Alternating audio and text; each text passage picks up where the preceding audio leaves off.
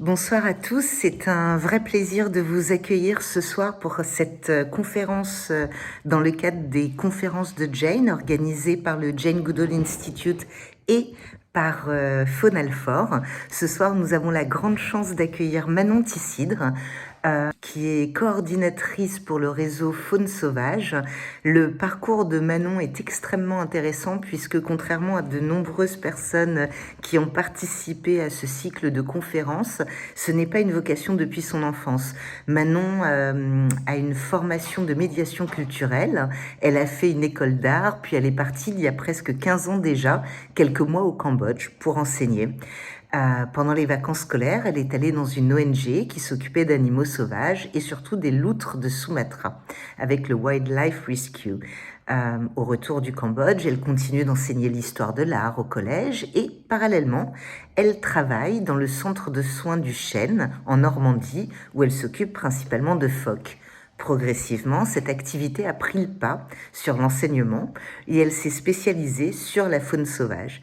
Elle a œuvré sur des projets d'action en faveur, par exemple, des visons d'Europe pour leur réintroduction, et en Alsace sur les loutres d'Europe, avec le directeur de ce centre de réintroduction des cigognes et des loutres, qui est devenu depuis le Naturoparc, avec Jérôme Renaud, le directeur. Ils ont décidé de créer un centre de soins.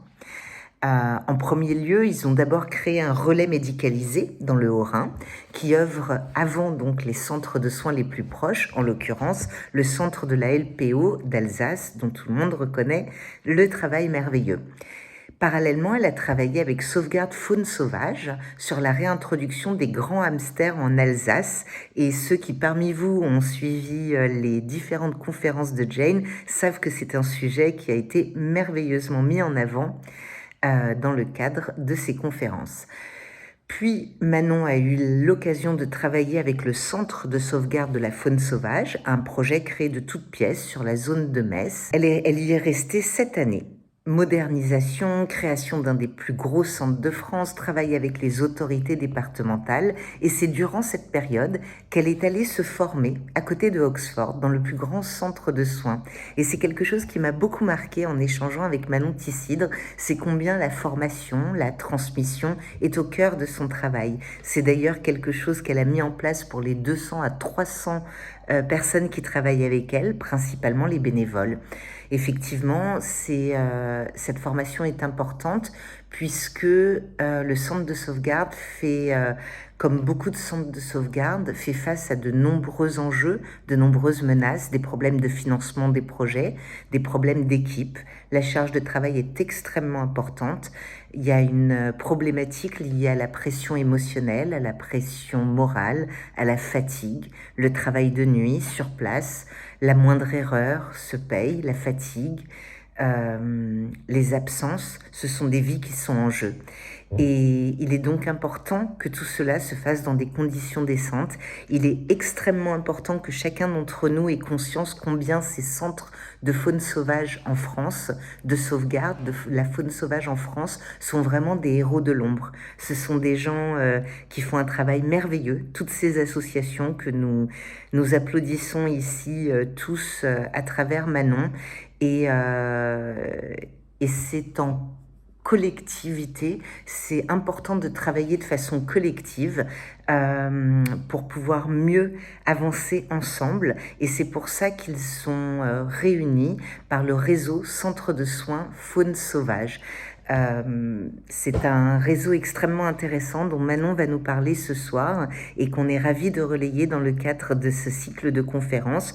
Je me permets de souligner que le Jane Goodall Institute est actuellement le parrain d'une campagne de soutien à la faune sauvage en France, qu'on appelle le Réveil des forces sauvages. C'est une campagne dans laquelle nous soutenons 7 projets extrêmement intéressants, des projets de centres de sauvegarde de la faune sauvage, comme Faune Alfort ou la Belette, mais aussi des projets liés à une espèce en particulier, comme avec la SNPN, ou bien des projets de sensibilisation avec Animal Cross, des projets de libre évolution avec État Sauvage. Enfin, c'est vraiment les marais du Viguera avec une biodiversité, le lien entre la faune, la flore, mais aussi les populations locales autour.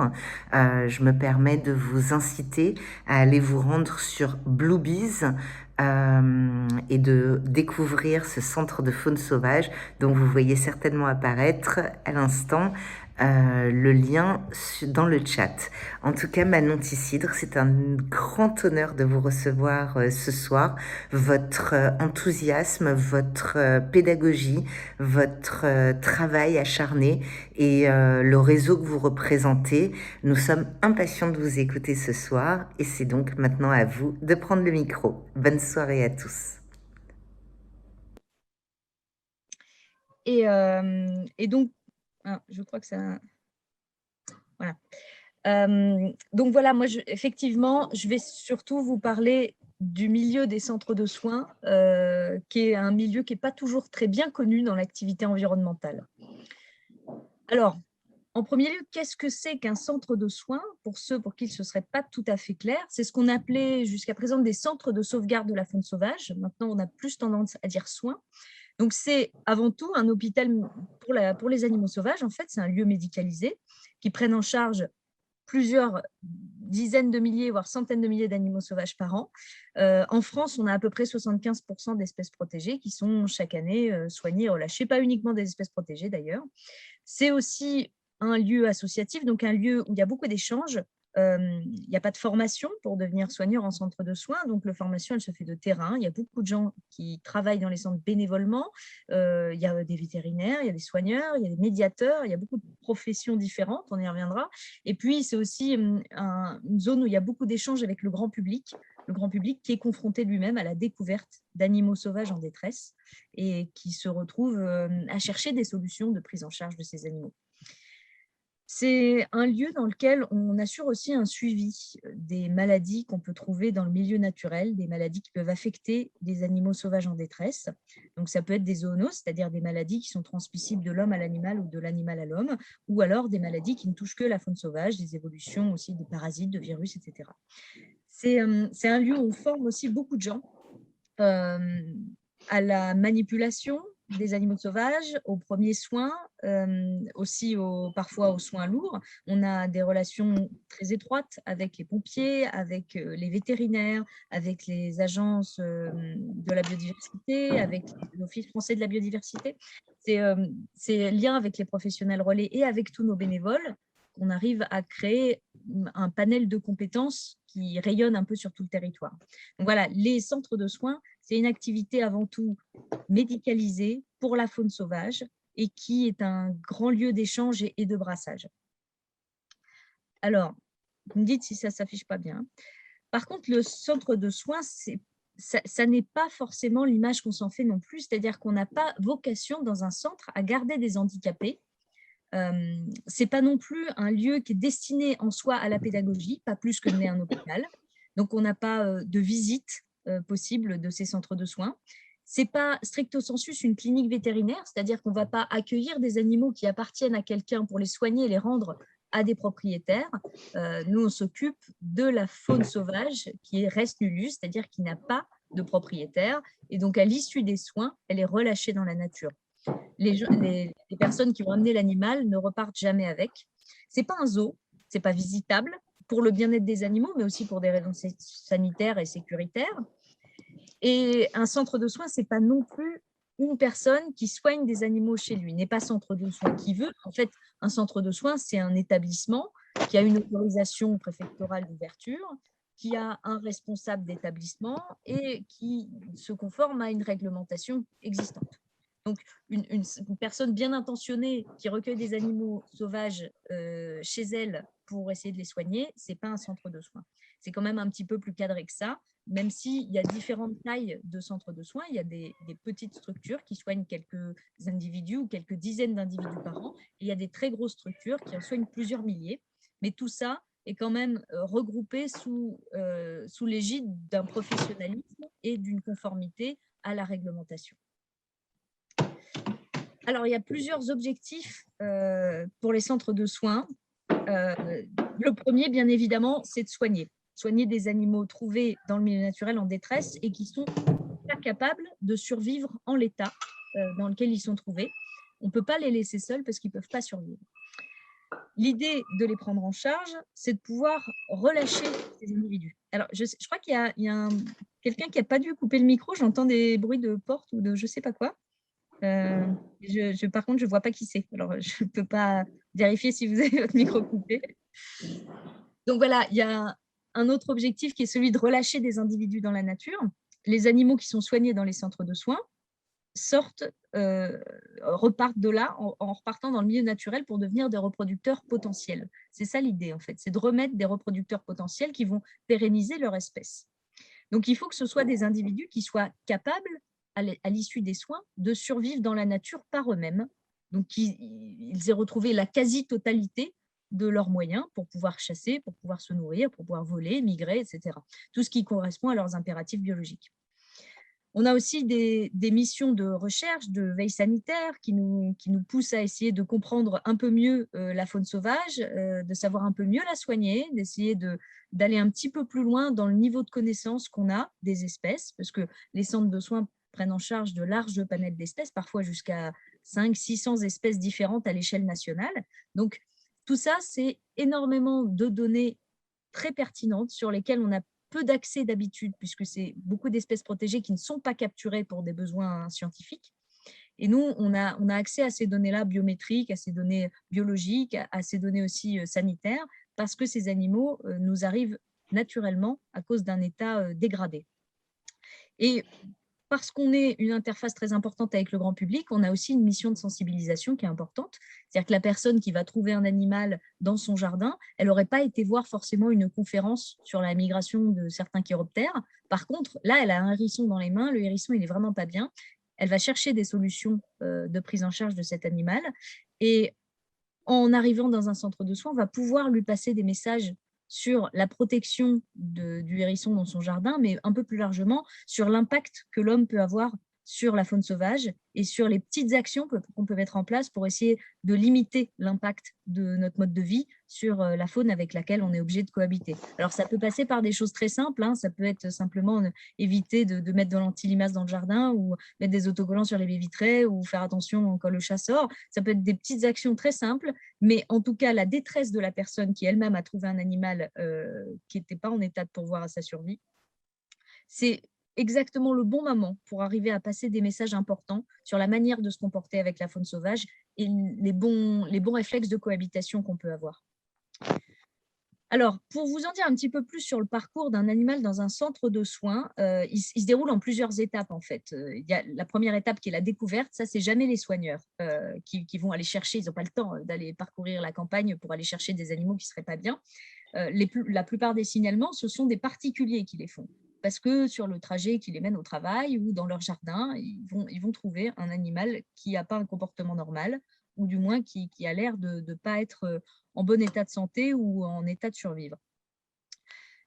Une fois qu'ils ont trouvé cet animal, ils contactent l'interlocuteur le plus évident pour eux. Parfois, c'est un vétérinaire, parfois, c'est le parc zoologique le plus proche et parfois, c'est aussi un centre de soins. Dans tous les cas, tout ça converge à nous, hein, que si vous appelez les pompiers pour de la faune sauvage ou le vétérinaire du coin, il va renvoyer vers un centre de soins.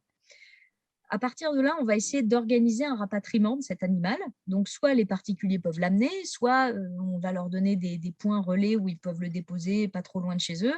Et puis après, il peut y avoir des bénévoles en fonction des centres, des bénévoles qui se déplacent, qui vont chercher les animaux. Cette étape de rapatriement, elle est cruciale parce que plus le rapatriement est long, moins on a de chances de faire survivre l'animal au centre de soins. Les premières 48 à 72 heures sont les plus cruciales pour arriver à soigner l'animal dans de meilleures conditions. Parce que, un peu comme si vous avez une personne qui vient de subir un choc avec un véhicule, Si vous attendez 48 heures pour l'emmener à l'hôpital, les lésions sont très graves. Il a perdu beaucoup de sang, il a perdu connaissance il y a longtemps, il est déshydraté, il est en hypothermie. C'est exactement ce qu'on a dans les centres de soins. C'est-à-dire que déjà, il y a la phase de découverte qui peut être très longue. On peut trouver un animal plusieurs jours après qu'il soit en détresse. Et puis après, il y a la phase de rapatriement qui doit être le plus court possible pour qu'on ait une chance plus importante de sauver cet animal. Une fois arrivé au centre, il va y avoir un diagnostic. On va éventuellement lui prescrire un traitement s'il y a lieu et il recevra des soins. Alors, quand on dit des soins, c'est vraiment des soins médicaux. Ce n'est pas la même chose que quand on soigne son cochon d'Inde à la maison en lui donnant à manger. Donc, c'est souvent avec cette notion qu'on lutte avec les particuliers. C'est que souvent, ils nous disent mais je l'ai bien soigné, je lui ai donné des croquettes. Ben oui, mais ce n'est pas des soins, ça, c'est de la bouffe. Et en fait, la différence qu'il peut y avoir entre une prise en charge médicalisée et simplement le fait de mettre au chaud et de donner à manger, c'est un delta énorme, bien évidemment. Donc, il faut vraiment aussi, de notre part, bien expliquer que cette prise en charge médicalisée, elle est nécessaire pour ces animaux qui sont vraiment en mauvais état physiologique. Donc, ces diagnostics, ces prescriptions, voire ces chirurgies, quand il y a besoin, elles sont faites par les vétérinaires qui sont bénévoles dans les centres. Et parfois, quand c'est des soins de support ou des soins plus légers, elles sont faites aussi par les soigneurs. Après, une fois que l'animal est stabilisé physiquement, qu'il est en meilleur état, il va passer à une phase de rééducation. Donc, on va lui donner la chance de se remuscler, éventuellement aussi de se réensauvager un peu, parce qu'il a été longtemps au contact de l'homme et il ne faut absolument pas qu'il s'habitue à l'homme. Donc, on va pouvoir le remettre dans un milieu où il verra moins de soigneurs, où il sera au contact d'autres congénères, il va pouvoir se préparer à la réinsertion au milieu naturel jusqu'à ce qu'on puisse le ramener sur le lieu de découverte ou sur un milieu approprié pour le relâcher. Donc, tout ce processus-là, en moyenne, c'est une moyenne bien sûr, mais en moyenne, il prend 60 jours. Donc, c'est-à-dire que les animaux, en moyenne, on va les garder quand même 2 mois, ce qui est relativement long. Essayez de vous rappeler combien de temps vous avez pu laisser votre chien ou votre chat en clinique vétérinaire. En général, c'est 24, 48 heures, mais pas 2 mois. Et nous, on les garde 2 mois parce qu'en fait, il faut gérer tous les processus qu'il peut y avoir entre la découverte et le relâcher. Donc, c'est un processus relativement long qui met à contribution un ensemble d'acteurs différents dans le centre de soins. Alors, il y a ce qu'on appelle le capacitaire. Le capacitaire, c'est la personne qui est titulaire de ce qu'on appelle un certificat de capacité. C'est en fait une reconnaissance délivrée par l'administration qui dit que vous êtes capable de vous occuper des soins d'animaux sauvages. Et ça, c'est absolument nécessaire pour l'ouverture d'un centre de soins. Sans le capacitaire, on ne peut pas ouvrir le centre de soins. Et le capacitaire, il doit avoir 2 ans d'expérience dans une structure à peu près similaire. Donc, il faut justifier de cette expérience et de cette connaissance. Avec le capacitaire, à peu près à la même échelle de collaboration, on a le vétérinaire qui, lui, a des connaissances importantes en médecine vétérinaire et souvent un petit peu moins sur la biologie des espèces. Donc, c'est pour ça que le capacitaire et le vétérinaire, souvent, ils travaillent ensemble. Parce que les 2 connaissances sont absolument complémentaires dans ce domaine d'activité. Alors, le vétérinaire, il peut être bénévole, il peut être salarié ou simplement rémunéré, c'est très variable selon les centres. Pareil pour le capacitaire d'ailleurs, tous n'ont pas les moyens de rémunérer des gens, donc parfois ça fonctionne qu'avec du bénévolat. On a aussi des soigneurs qui, pareil, peuvent être bénévoles ou pas, rémunérés ou pas, en service civique parfois.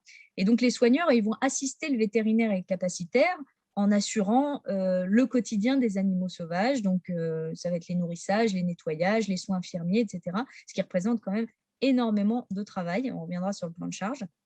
On a aussi les personnes qui font de la médiation faune sauvage, c'est-à-dire qui répondent au téléphone, qui vont conseiller les gens pour essayer de leur expliquer comment bien cohabiter avec les animaux sauvages sans aller jusqu'à la détresse d'un animal. C'est un peu l'enjeu pour éviter d'avoir un maximum d'animaux en centre de soins qui n'ont pas besoin d'y être, c'est de prévenir ces risques-là, de mieux expliquer aux gens pour éviter de créer ces situations de détresse.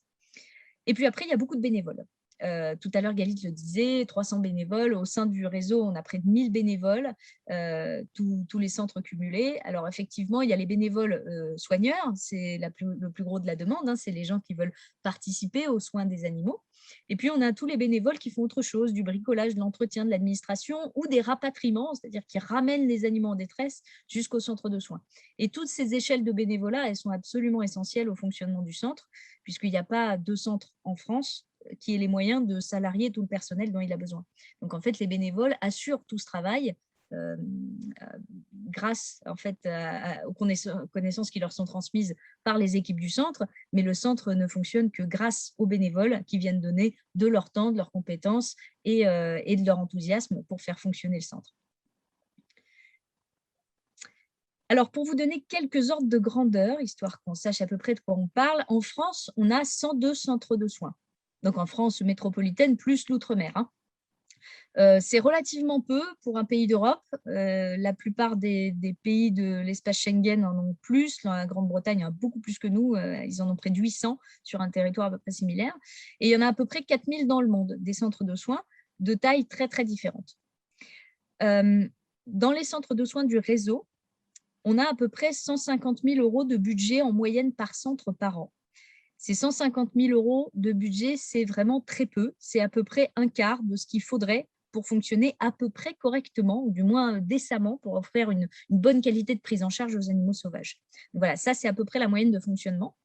Sachant qu'il y a à peu près 100 000 animaux sauvages qui sont pris en charge tous les ans. Ces 100 000, c'est une estimation, parce qu'en fait, il n'y a pas vraiment de base de données nationale qui permet de tout recenser. Donc, on est obligé de contacter chaque centre pour savoir à peu près combien d'animaux il a eu et quelle année. Mais 100 000 animaux sauvages pris en charge par an, il faut savoir que c'est à peu près la même chose que le nombre d'animaux domestiques qui sont pris en charge par les SPA et les refuges animaliers chaque année. Au sein du réseau, on a à peu près la moitié de ce nombre d'animaux qui sont pris en charge au sein du réseau, parce qu'en fait, c'est surtout des gros centres de soins. Donc, il y a des centres qui reçoivent, encore une fois, c'est entre 5 et 7 000 animaux par an, et puis il y a des plus petits centres ou des centres spécialisés qui en reçoivent quelques dizaines ou centaines. En moyenne, on a 150 bénévoles par centre et 2,8 salariés. Donc, vous voyez le ratio bénévole-salarié. Il y a très, très peu de salariés pour beaucoup de bénévoles qu'il faut former, encadrer, etc. Et puis, on peut avoir jusqu'à 1000 animaux sauvages en même temps à gérer dans un centre de soins.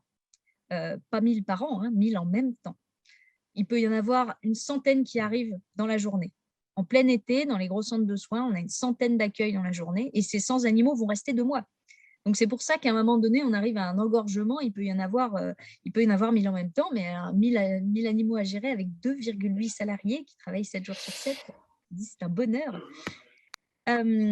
Alors, pourquoi est-ce qu'au niveau des centres de soins, nous, on est convaincus qu'on a un rôle à jouer sociétalement et quelque chose à apporter à l'échelle nationale? Parce qu'en fait, d'une part, on participe quand même à la protection de la biodiversité en soignant des reproducteurs potentiels d'espèces en danger, protégées. En danger, ce n'est pas la majorité des animaux, parce que quand on parle d'espèces en danger, on parle d'espèces qui sont à plan national d'action, ou sur liste rouge. Ça ne représente pas la majorité de nos accueils. Par contre, pour ces espèces-là, chaque reproducteur compte. Quand on remet un gypaète barbu dans la nature qui a été soigné, sur 50 couples, ça a beaucoup d'impact en fait. Pareil, si on soigne un vison d'Europe, il doit rester 200 visons d'Europe à l'échelle nationale. Si on soigne un individu qui va se reproduire, on a un impact sur la population nationale. On a cet impact-là, et puis d'autant plus sur des espèces qu'on va soigner en nombre, qui sont des espèces protégées en déclin. Je ne sais pas, par exemple, le martinet noir, les centres en soignent plusieurs milliers par an, et là, on relâche chaque année plusieurs milliers de reproducteurs. Donc, il peut y avoir un impact de notre activité sur la biodiversité, et toutefois, c'est peut-être pas là qu'est notre principale action sur l'environnement. On produit aussi, je vous l'ai dit tout à l'heure, des données sanitaires, des données aussi sur l'impact du changement climatique sur les espèces. Et ça, je pense que c'est quelque chose de plus central en termes de conservation, parce qu'on est les premiers interlocuteurs pour de la faune qui se trouve impactée par l'homme à l'échelle micro, en fait, c'est-à-dire à l'échelle de chaque individu, de chaque jardin, de chaque petit morceau de route. C'est les centres de soins qui vont récupérer ces animaux-là en premier, qui seront les premiers alertés. Et donc, c'est là qu'on va mesurer réellement l'impact de l'homme sur son territoire, à l'échelle même d'un petit territoire.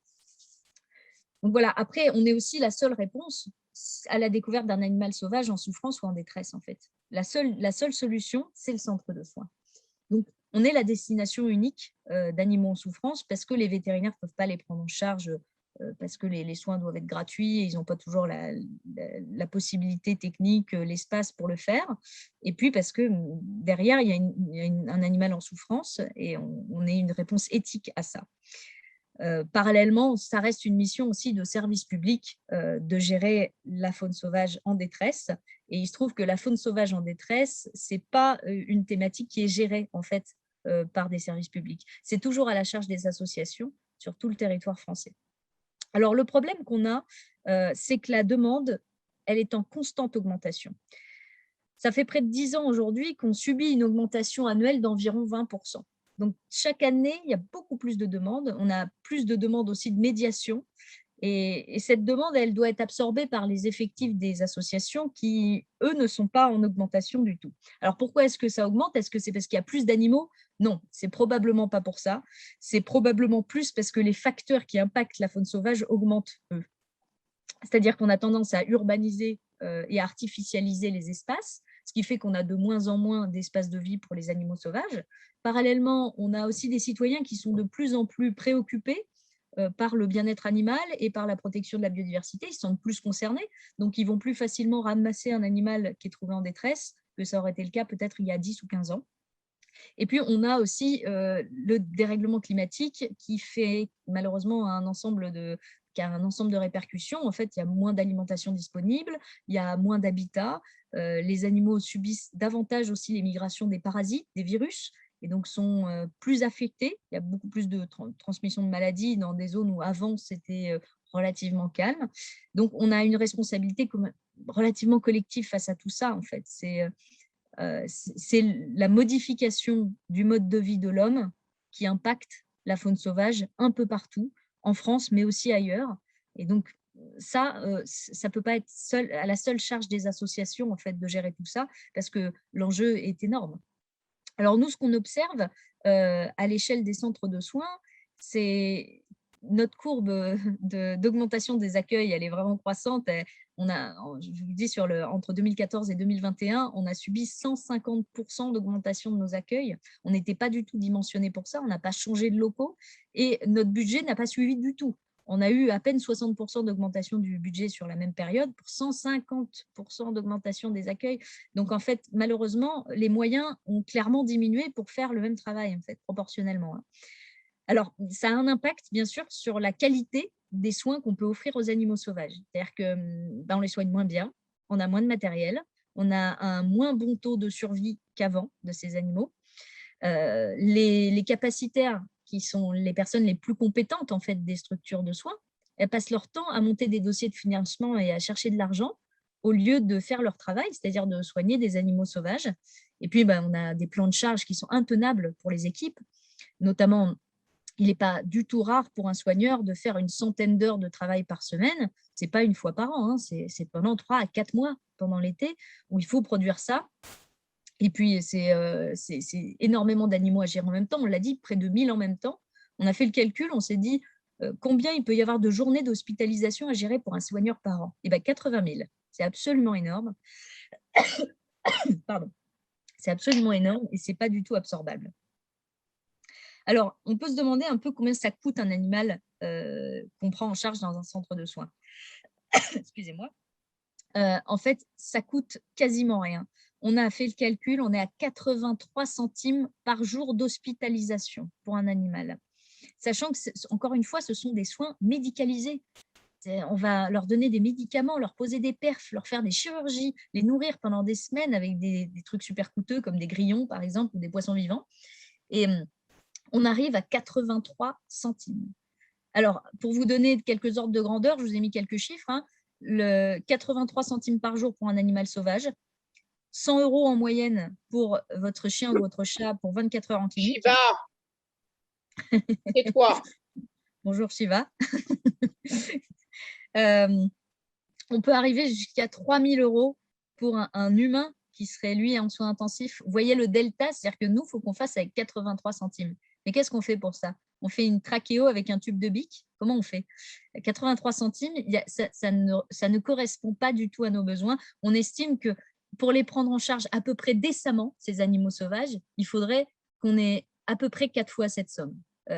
Pas pour être dans le luxe, pour juste apporter des soins décents qui correspondent aux besoins de ces espèces qui, rappelons-le, sont majoritairement des espèces protégées, donc c'est-à-dire à l'état de conservation discutable. Alors, ça a des conséquences aussi sur les équipes, tout ça. Notamment, on a mené une étude auprès des salariés du réseau pour savoir ce qui leur pesait le plus dans leur travail. Est-ce que c'était le surbooking et la surcharge? Est-ce qu'ils ont eu le sentiment de faire un burn-out? Ou on leur a fait aussi passer une autre catégorie de test qui est en fait le test pour savoir s'ils souffrent du syndrome d'usure compassionnelle. C'est aussi ce qu'on appelle le syndrome vicariant, qui est un syndrome qui a été découvert il y a quelques années chez le personnel soignant pour humains, en fait, le personnel des EHPAD, les psychologues, les infirmières, etc. Et donc ça, c'est un test qui a été fait sur pas mal de centres de soins dans le monde, surtout en Europe, hein.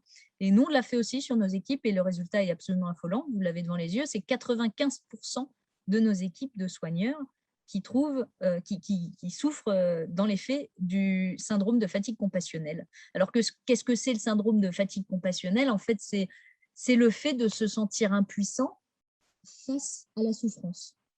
On avait beaucoup ça dans les ONG humanitaires il y a une dizaine d'années, qui intervenaient dans des pays en guerre et qui n'avaient ni les moyens d'agir, ni la possibilité.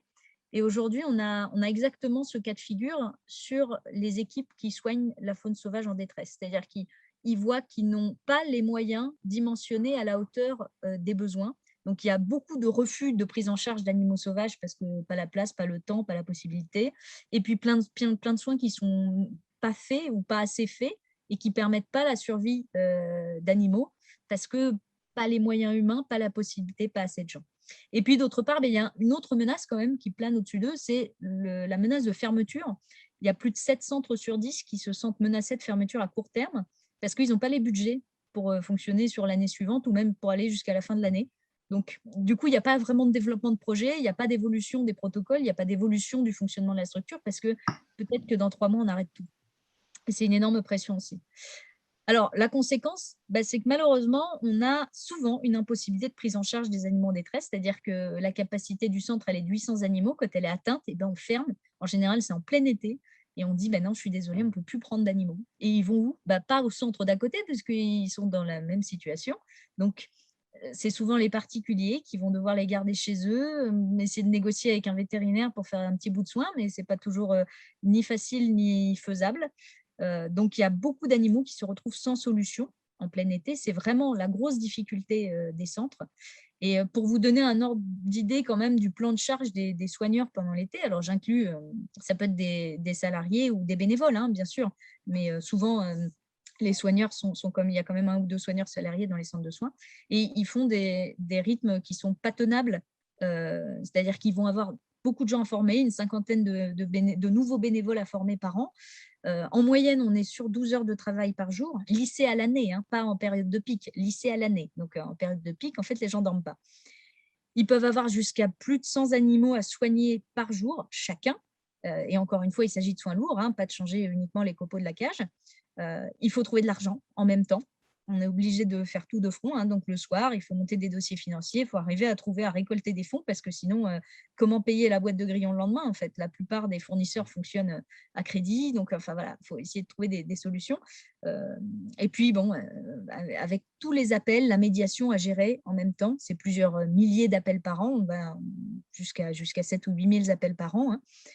Et énormément d'heures. Et ces heures-là, en fait, elles conditionnent la vie des soigneurs parce que s'ils partent, c'est des vies qui sont en jeu.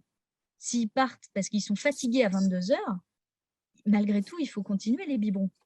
Comment ça se passe si on ne nourrit pas la nuit, si on ne change pas la perfusion à 2 heures du matin, ou si on n'assure pas les derniers accueils et que les animaux restent dans les boîtes pendant la nuit parce qu'on n'a pas eu le temps de les examiner, le lendemain, on a des cadavres en fait. Donc, c'est un métier dans lequel on ne peut pas vraiment relâcher la dose de travail qui semble nécessaire parce qu'il n'y a pas d'autre solution si on veut maintenir les animaux en vie. Donc, c'est une pression quand même qui est très importante pour les soigneurs, qui est celle de dire, si jamais je fais une erreur, il meurt. Si je suis trop fatiguée, il meurt parce que je fais des erreurs. Et si je ne reste pas parce que je suis fatiguée et je vais rentrer chez moi, il meurt aussi. Donc, voilà, c'est une situation pour laquelle c'est vraiment très compliqué d'imaginer de rester plusieurs années. Donc, c'est un peu le problème, c'est qu'on a beaucoup de rotation de personnel, du coup, et de la perte de compétences aussi. Alors, nous, à l'échelle du réseau, on s'est quand même dit, on va essayer de faire quelque chose pour les centres de soins. Donc, on s'est constitué au départ de manière informelle 18 centres de soins de France, parmi les plus gros, qui sont regroupés en se disant il faut qu'on trouve des solutions pour les centres de soins pour faire évoluer cette situation-là parce que c'est intenable. Et puis, on ne peut pas prendre plus 20% d'accueil par an chaque année sans avoir une évolution structurelle de notre activité. Donc, on s'est regroupé d'abord de manière informelle, puis ensuite en créant une association.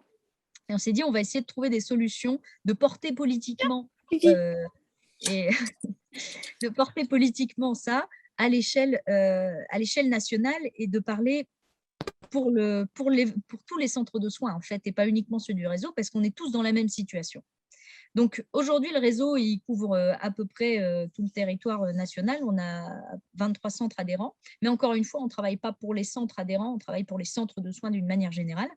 Moi, comme l'a dit Galit tout à l'heure, j'étais moi-même directrice d'un centre de soins et donc je connais bien le problème parce que je l'ai vécu pendant des années. Et donc, au final, entre nous, il y a l'un de nous, en l'occurrence moi, qui, du coup, maintenant travaille pour le réseau. Mais l'idée, c'est vraiment d'arriver à porter au niveau des instances politiques la question des centres de soins qui sont quand même les grands oubliés de la question de la protection de l'environnement ces 30 dernières années. Et donc, on a fait des propositions pour essayer de faire évoluer un petit peu cette situation. Alors, d'une part, essayer d'accompagner les centres de soins en fixant des conditions minimum en dessous desquelles on ne peut pas travailler. C'est-à-dire qu'actuellement, on a des centres de soins qui fonctionnent sans vétérinaire, parfois sans capacitaire salarié, c'est-à-dire que c'est des hôpitaux, mais sans médecin. Et on est censé faire de la médecine vétérinaire dans des conditions légales, mais on n'a pas les vétérinaires pour les faire, on n'a pas les médocs, souvent non plus, hein, et puis on n'a pas le personnel soignant qui va autour. Donc voilà, il faut qu'on fixe des minima en dessous desquels nous, on refuse d'exercer ce type d'activité-là, parce que ce n'est pas possible, en fait, c'est humainement pas possible. Et puis, il faut essayer de faire monter en gamme la qualité des soins qu'on propose aux animaux sauvages. On leur doit quand même, on leur doit des soins qualitatifs et avec du matériel qui va avec une réglementation qui est cohérente, qui est faisable, qui est tenable, qui nous permettent aussi de soigner par exemple des espèces classées nuisibles, qui nous permettent de prendre en charge des espèces exotiques envahissantes, etc. C'est autant de problèmes qui se posent à nous et qui nous obligent à travailler dans des conditions d'illégalité, alors qu'on a tous vraiment à cœur de bien faire et d'être au plus efficace et au plus efficient au service de la faune sauvage, puisqu'on est tous au service de la faune sauvage. C'est vraiment le mot d'ordre des équipes de soignants. Et pour ça, il faut de l'argent.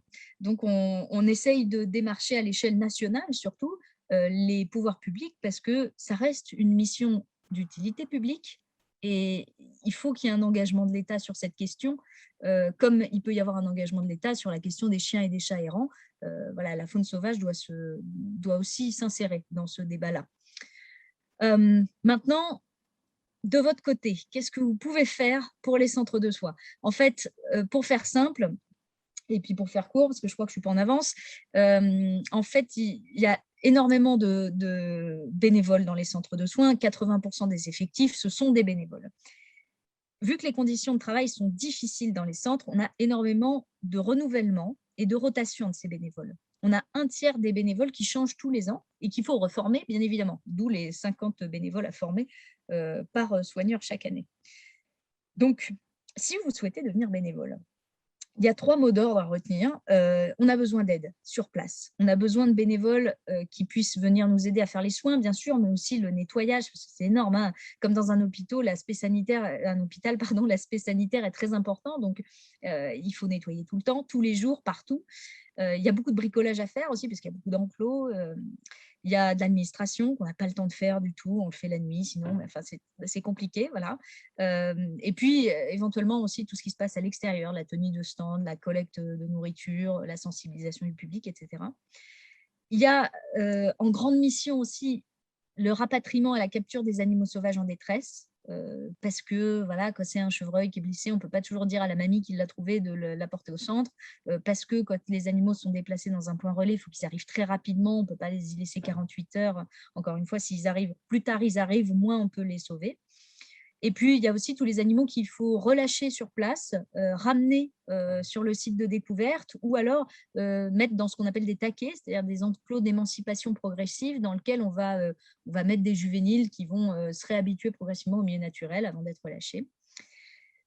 Et troisième point, eh ben, si vous n'avez pas de temps, n'hésitez pas à donner de l'argent. Alors ça, c'est pas très original comme demande, mais le fait est qu'on en a toujours besoin. Alors, ça peut être de l'argent, quand je dis de l'argent, ça peut être du matériel. Hein. Si vous avez une machine à laver, souvent, c'est très, très utile dans un centre de soins. En général, les centres publient la liste de matériel dont ils ont besoin. Vous pouvez adhérer aussi au centre de soins. Vous pouvez donner ponctuellement de l'argent. Vous pouvez aussi relayer les collectes de dons des centres de soins.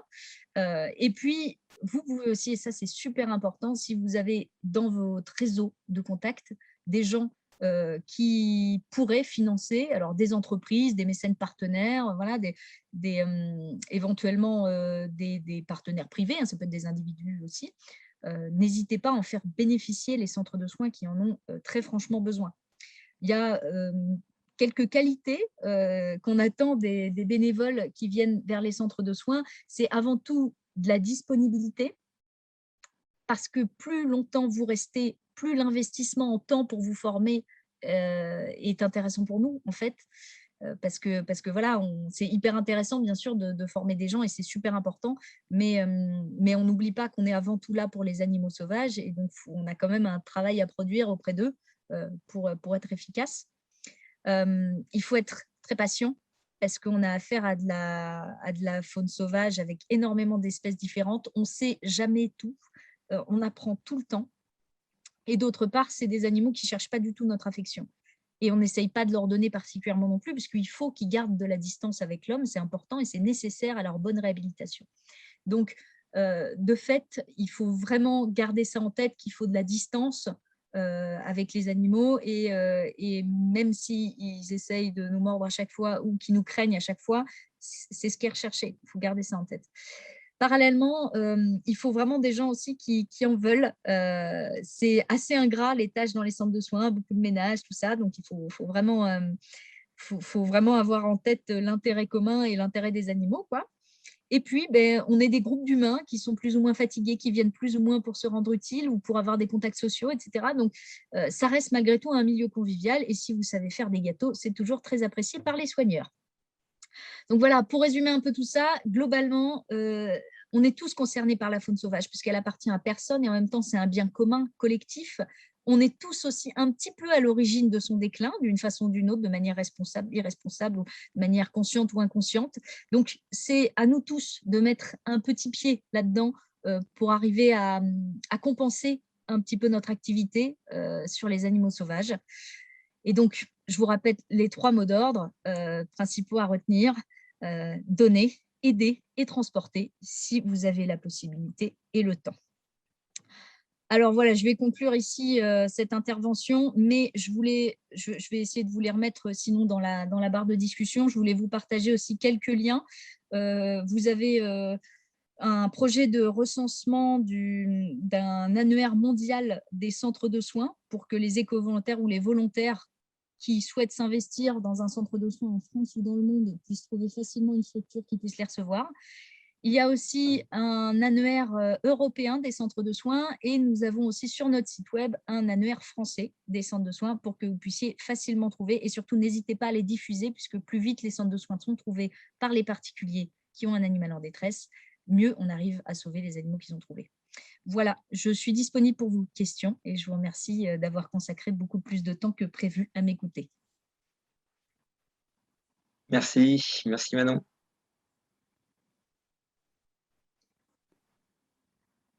Merci beaucoup Manon, c'était vraiment passionnant et il y a énormément de questions. Je crois que le point le plus important dans ce qui remonte, c'est comme tous ceux qui sommes moins habitués que vous au centre de soins, nous sommes impressionnés, voire terrifiés, pour reprendre le terme de certains, par les chiffres que vous avez exprimés.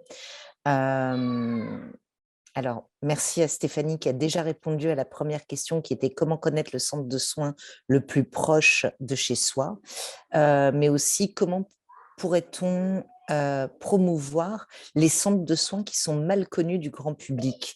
Ça veut dire, est-ce qu'en passant par le réseau, c'est une bonne façon de faire voilà. Et où est-ce qu'on peut télécharger votre présentation qui est impressionnante, demande Stéphanie Sénat, et je suis tout à fait d'accord avec elle. Eh ben, alors, la présentation, je ne l'ai pas encore mise sur le… Mais je sais pas, Galit, est-ce que je pourrais te l'envoyer et que tu la diffuses? Je ne sais pas comment faire, mais… Avec grand plaisir. Je l'enverrai à toutes les personnes qui ont suivi la conférence dès que tu nous l'auras envoyé, avec grand plaisir.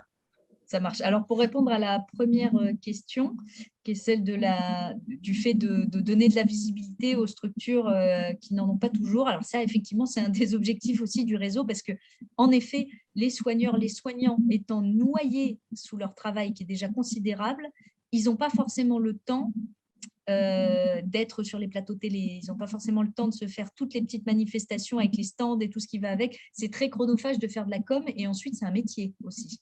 Donc, plus on mutualise les forces, mieux, en effet, on arrive à communiquer sur le bon message en plus. Donc, effectivement, nous, encore une fois, l'idée, c'est de porter l'activité des centres de soins à la connaissance du grand public, puis surtout à la connaissance des instances politiques aussi. Donc, on ne communique pas vraiment sur une structure en particulier, si ce n'est que normalement, on les a toutes référencées dans l'annuaire si on n'est pas trop mauvais. Par contre, on communique sur l'action des centres de soins. Alors, l'intérêt de communiquer tous ensemble aussi, c'est parce qu'il y a des choses qu'on peut dire quand on parle de manière anonyme pour un collectif qu'on ne peut pas dire quand on parle de soi. C'est-à-dire qu'aujourd'hui, pour les centres de soins, on peut dire à l'échelle du réseau, on peut dire, vous savez qu'on ne respecte pas la réglementation parce qu'on n'a pas les moyens, en fait. Et donc, tous les centres de soins, en fait, ils n'arrivent pas à salarier de vétérinaires, ils n'ont pas les produits qu'il faut, ils pratiquent parfois des choses, ils ont parfois des pratiques qui sont illégales parce que par défaut, il n'y a pas d'autre solution pour prendre en charge ces animaux. Pardon. Alors que si je l'avais dit pour mon propre centre de soins, en disant mais j'ai une activité illégale, je détiens des produits que je n'ai pas le droit de détenir et je prends en charge des espèces que je n'ai pas le droit d'avoir, ben, là, je suis pénalement responsable. Le fait de défendre un discours collectivement, ça permet de donner le sens des réalités à nos interlocuteurs en leur disant ce qui se passe vraiment sur le terrain et pourquoi c'est grave, sans qu'il y ait finalement une personne sur laquelle taper, parce que ce n'est pas l'idée. Bien sûr, nous, on porte à connaissance les dysfonctionnements pour arriver à trouver des solutions, pas pour pointer des coupables. Les coupables, on le sait, c'est le manque de moyens, en fait, aujourd'hui. Les centres, ils font ce qu'ils peuvent avec ce qu'ils ont très peu, et ils doivent faire énormément. Donc voilà, c'est l'intérêt, je pense, de discuter collectif, c'est surtout de porter nos problèmes communs, parce qu'en fait, quelle que soit la taille de nos structures, on a un peu les mêmes problèmes, dans le fond. Ce n'est pas les mêmes échelles, ce n'est pas les mêmes animaux, c'est potentiellement pas les mêmes espèces, mais le problème reste le même. Merci beaucoup. On a également deux questions qui se font écho. Il y en a une qui est liée à des enseignants qui demandent est-ce qu'il est possible de venir avec des classes pour sensibiliser, pour aider aussi. Vous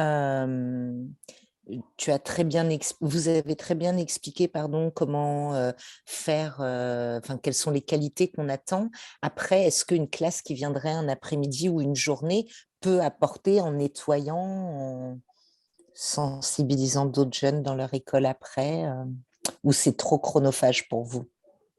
Alors, c'est une question qu'on nous pose souvent. On est souvent sollicité pour ça dans les centres. En fait, effectivement, la réponse est souvent non, parce que c'est trop chronophage. Alors, bien sûr, il y a un intérêt de sensibilisation au niveau des enfants, particulièrement des enfants, qui est énorme. C'est un public qui est particulièrement sensible à ça. Il y a une solution qu'ont trouvé beaucoup de centres de soins pour arriver quand même à toucher dans le discours les enfants, c'est les relâcher. Parce que les jours où il faut relâcher des animaux, il peut y avoir des relâchés publics. Alors, ça ne s'applique pas à toutes les espèces, parce qu'il y en a qui sont trop sensibles au stress ou des espèces nocturnes. Donc, voilà, on ne relâche pas n'importe quel animal dans n'importe quelle condition.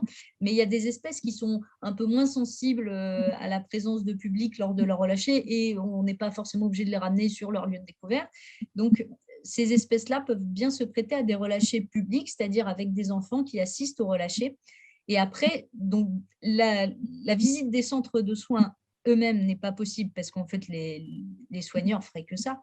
Et ensuite, ça, pour des raisons sécuritaires, sanitaires et de stress des animaux, c'est vraiment compliqué, sans compter le plan réglementaire qui nous l'interdit. Donc, on a vraiment beaucoup d'obstacles à ce type de pratique-là. Par contre, dans l'absolu, on essaye aussi, dans certains centres, de filmer l'activité des soins.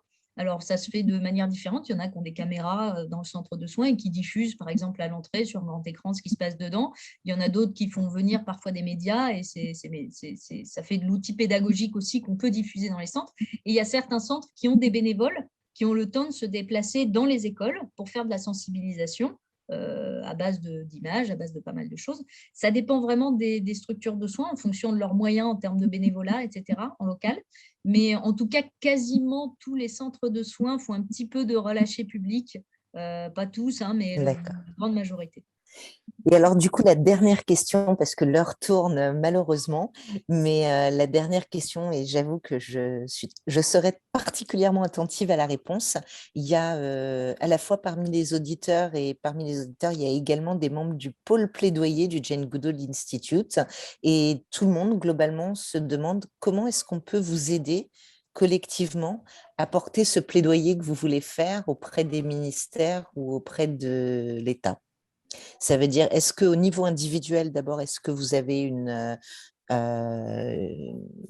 est-ce que vous avez un moyen de pression que vous souhaiteriez partager avec tous, je ne sais pas, une signature d'une pétition ou quoi que ce soit, ou si ça n'est pas le cas, est-ce que vous seriez intéressé pour éventuellement qu'on collabore euh, pour porter avec vous ce message si important auprès des décideurs, qu'ils soient législatifs ou réglementaires? Alors, c'est une vraie question, ça. C'est une question de lobbying et en fait, c'est le cœur de notre travail au réseau. On y travaille ardemment. Alors, à ce stade, on essaie d'être dans une démarche de discussion avec les pouvoirs publics et de conviction. Donc, on n'est pas, pour l'instant, pas encore dans une démarche d'opposition avec des pétitions ou avec de la levée de médias, etc. Par contre, ce que les gens peuvent faire sur leur territoire, c'est d'interpeller leurs députés ou leurs sénateurs sur leur localité pour essayer de les sensibiliser à cette question, parce que les députés, les sénateurs peuvent aider localement le centre de soins du département. Ils ont la possibilité aussi d'avoir une écoute politique. Donc, si d'autres députés que ceux avec lesquels on collabore actuellement et d'autres sénateurs veulent se rapprocher de nous, du réseau, pour qu'on discute ensemble des modalités d'aide des centres de soins, c'est bien évidemment des paroles qui comptent à l'échelle de l'État. Et c'est à cette échelle-là sûrement qu'on peut arriver à faire quelque chose. Mais en local, les sénateurs, les députés peuvent arriver aussi à convaincre les départements ou les régions d'aider leurs centres de soins. Et donc, le financement, il faut qu'il se fasse aussi à l'échelle des départements et des régions. D'accord. Et ça reprend donc le point soulevé par Chris qui dit qu'à Paris, il y a un chargé de projet mission animale en ville, qu'il en faudrait un dans chaque ville, notamment pour pouvoir obtenir des subventions. On est, je crois, tous d'accord avec ça et d'une façon générale, n'hésitons pas à les contacter, à les solliciter ou à demander à ce qu'ils soient nominés. Manon, je ne peux que vous remercier infiniment, vraiment, pour cette, j'allais dire, cette conférence, mais ça a été un plaidoyer, un cri du cœur. Enfin, vraiment, je crois que vous nous avez tous sensibilisés, autant scientifiquement qu'avec le cœur. Merci infiniment. Et je laisse le mot de la fin à Jean-François Couraud, qui est ô combien bien placé pour faire cette conclusion. Merci beaucoup, en tout cas. Merci Galit, je prends donc le relais pour remercier Manon. Alors, c'est pas comme si je la découvrais, hein, puisque presque 2 ans, on travaille, je dis pas quotidiennement, mais pas loin, donc elle coordonnant le centre et coordonnant le réseau, et moi le président. Euh, on a pu mesurer effectivement pendant tous ces mois qui ont passé combien c'est difficile de faire comprendre, notamment à nos pouvoirs publics, ce que sont les centres de soins. Manon, tu as vraiment bien dit, avec donc éloquence et avec le fruit de ton expérience, combien cette activité était compliquée. Compliquée, c'est une véritable petite entreprise que chaque centre. C'est une entreprise multi-activité, multi-compétente et qui a besoin d'installations extrêmement variées, puisque ça va des installations qui rappellent un peu les hôpitaux, jusqu'à des installations qui sont toutes nos volières et nos enclos pour préparer les animaux relâchés. Ce sont donc des structures complexes et qui sont coûteuses. Donc c'est vrai que nous avons des budgets qui sont trop faible pour vraiment faire le travail qu'on aimerait mener à bien. Tu l'as vraiment parfaitement exprimé et ça me fait vraiment très, très plaisir. Donc, je l'ai dit au début à Galit, qu'on puisse exposer cela à tous nos amis, parce qu'on a rarement l'occasion, effectivement, de toucher autant de personnes et aussi variées. Donc, c'est vraiment un bon moment que nous avons passé là. Vous avez compris, effectivement, que nous sommes partis sur une action politique et qu'un jour, peut-être, il faudra passer à une action publique si jamais, du côté de la politique, on ne nous entend pas. Et cette histoire de pétition ou d'action globale, on en reparlera peut-être dans les temps qui viennent. Là, c'est la présidentielle, donc on fera passer des messages. Mais après la présidentielle, il faudra travailler avec les voies publiques en place. Voilà, c'est donc un travail de longue haleine. Merci encore Manon, puis je te dis à très bientôt, parce que je crois qu'on va se revoir dès demain en visio pour notre conseil d'administration. Et merci à tous, en tout cas. Merci pour votre temps et votre écoute. Et j'espère que voilà, vous n'oublierez pas la faune sauvage. Et je ne doute pas qu'on a déjà affaire à un public très sensibilisé autour de cette conférence, mais vous avez tous un potentiel de sensibilisation des acteurs autour de vous. Donc, n'hésitez pas à faire rayonner. Voilà. Merci, merci. Galit, Merci, bonne fin de soirée. Galit, Oui, il faudrait peut-être rappeler quand même notre prochain rendez-vous. mais comme tu as raison. Oh là là, oh là là là Quand là, comme même, alors tu là, as raison. franchement. Hein. C'est un immense honneur pour nous de vous annoncer, pour ceux qui ne le sauraient pas, que le lundi 15 novembre, en clôture de ce cycle de conférences ô combien riche et je crois passionnant, comme l'a été Manon ce soir, c'est le docteur Jane Goodall qui viendra s'exprimer et avec qui on pourra échanger. Le temps de questions-réponses sera beaucoup plus large que d'habitude, de façon à ce qu'on puisse au maximum échanger avec elle et de façon extrêmement exceptionnelle. Et vous le savez, c'est la première fois qu'on le fait. On demandera une petite participation, enfin petite de 5 €. On en est vraiment désolé, mais c'est pour aider les 7 projets qui œuvrent à la protection de la faune sauvage en France et qu'on soutient tous par la campagne qui est sur Bluebees, qui s'appelle le réveil des forces sauvages. Donc, si vous êtes intéressé, n'hésitez pas, on va vous mettre sur la box le lien, la box, n'importe quoi, sur les messages, le lien pour pouvoir s'inscrire. Et vraiment, on vous attend nombreux. On est extrêmement fiers et heureux que Jane a beaucoup tenu à participer à cette conférence avec nous tous pour soutenir les 7 projets de protection de faune sauvage, dont Faune Alfort et dont La Belette, donc de beaux projets de centre de soins.